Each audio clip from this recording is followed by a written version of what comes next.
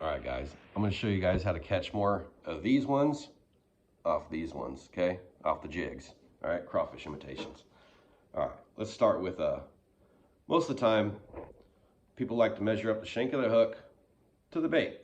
Makes sense, right? Get it on there nice and clean looking. Well, I'm not gonna do that, okay? This shank would line up with that line right there by my finger right there. Okay, I'm gonna bring it out to that next one where I'm pointing out my finger right now on the bottom. I'm gonna show you why here. The reason why I do this. Sometimes I like to put a little, most of the time I put a drop of super glue right there, but make sure it does not get on your jig skirt, okay? When you're threading it on. It'll mess it up and won't look right. So, thread it on like so, push it through like I told you. Right where I was planning on going, and thread it on, just like that, okay? Now, no, it's not even, so I don't want it to be. I want it to be on there a little extra. But make sure you have enough hook shank to hook the fish, okay? Now when you set the hook on a fish, that is gonna slide down some. Now just push it back up a little bit. I usually do it just fine. And then when a fish swims up to it like this right here, and a crawdad in the wild is out of the side of his rock or whatever, moseying around looking for food, and a bass happens to see him cruising, now that crawdad's going to go like this and go into defense position, stick those claws as far up in the water column as he can to try to scare off that fish, try to intimidate him. Now usually that fish will just go down there and tear off the claws and then eat the crawdad.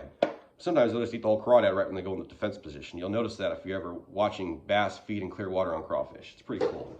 So I learned this learned this fish in the clear water fisheries up here on the desert lakes and Lake Mead and Lake Mojave. It's been quite unique. Learning a lot from the bass from sight fishing, and this is something that I started doing years back, and it's worked really good. I notice when I'm in an area where they're eating crawfish, I'll fish with people that aren't doing that, and they won't get as many bites. And I think this is a big ticket when they're eating crawfish. So I hope this tip right here helps you. Also, fishing a lot of rock piles, of course, go with the football head. Rocks, football head, brush piles and weeds, tulies and such. Go with the more flipping, swimming style jig heads. Just makes sense, right? You don't want to lose your jigs or your baits that cost money. So hope this tip helps you today catch more fish. Hope you guys get some big bass this year. The jig fishing bite's it's already happening, but it's gonna pick up a lot more here in the pre-spawn because bass do feed on crawfish in the pre-spawn more so to fatten up their stomachs. They want to incubate their eggs with the fattiness of the crawfish. So the strong bite of the jig's coming soon, and can't wait for that to happen. Hopefully it helps you guys get that big one. It's Time Fish JC. Tight lines. See you on the water.